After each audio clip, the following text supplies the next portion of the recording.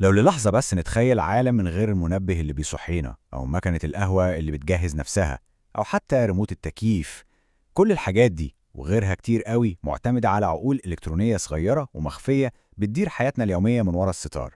عقول بنتعامل معاها عشرات المرات في اليوم، ويمكن من غير ما ناخد بالنا خالص. طيب عشان نفهم أكتر خلونا نسأل سؤال ممكن يبان غريب شوية.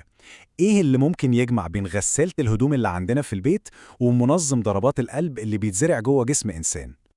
الإجابة ويمكن تكون مفاجأة للبعض هي إن الاتنين جواهم عقل، أيوة عقل إلكتروني صغير جدا مخفي ومصمم عشان يعمل مهمة واحدة بس. ده بقى بطل قصتنا النهاردة، الكمبيوتر المدمج أو زي ما بنسميه الامبيدد كمبيوتر.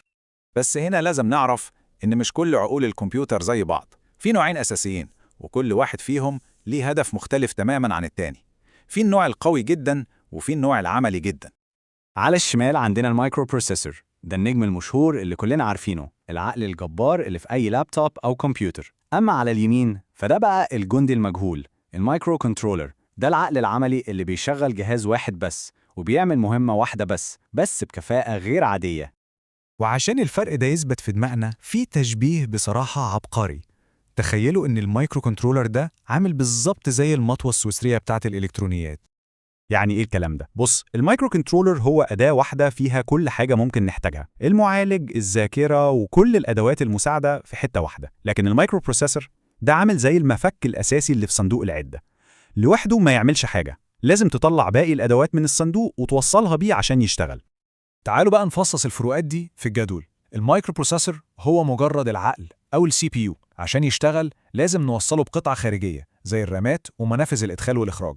لكن المايكرو كنترولر لا، ده بقى يونت كامل على شريحة واحدة، العقل، الذاكرة، المنافذ، كل حاجة مدمجة في قطعة واحدة. وده بيوصلنا لأهم ميزة، تكلفة أقل، حجم أصغر، واستهلاك طاقة أقل بكتير.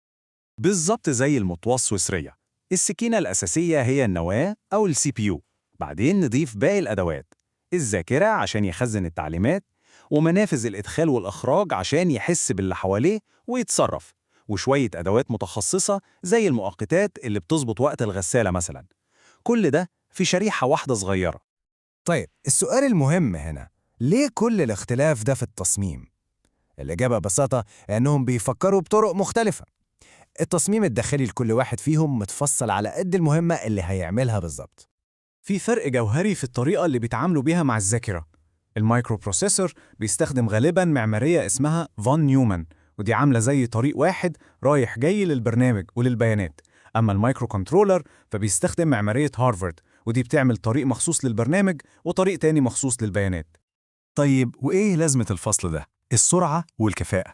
تخيل إنك بتقرأ الوصفة وفي نفس الوقت بتقطع الخضار. بما إن في طريقين منفصلين، المعالج يقدر يجيب الأمر وينفذ على البيانات في نفس اللحظة، وده بيخليه حرفياً صاروخ في تنفيذ مهمته المحددة. الفرق التاني عامل زي الفرق بين لغتين.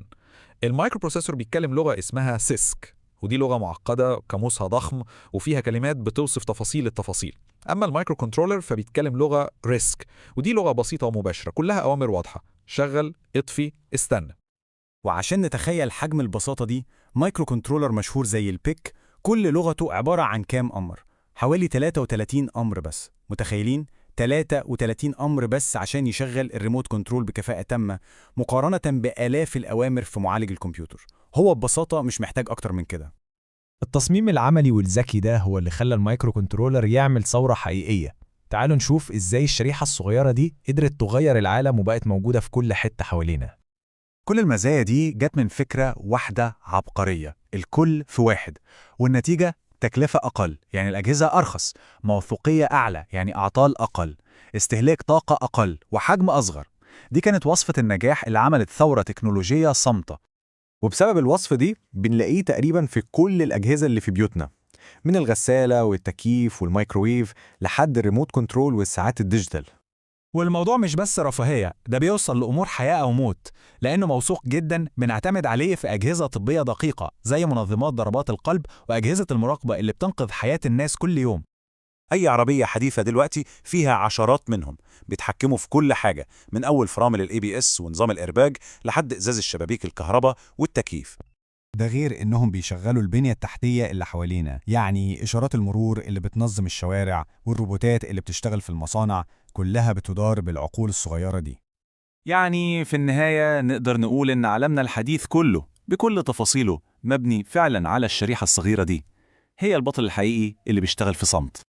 وهي دي المفارقة العجيبة بقى، كلنا نعرف أسماء المعالجات القوية اللي في أجهزتنا، دي هي النجوم اللي واخدة كل الأضواء، لكن في الحقيقة الجندي المجهول اللي بيخلي عالمنا كله يمشي صح هو المايكرو كنترولر المتواضع ده اللي بيشتغل من ورا الكواليس في صمت تام. فالمرة الجاية لما نمسك الريموت أو نشغل الميكروويف أو حتى نفتح شباك العربية، ممكن نسأل نفسنا يا ترى أنا دلوقتي بستخدم كام عقل من العقول المخفية دي؟ الإجابة غالباً هتكون أكتر بكتير من اللي ممكن نتخيله.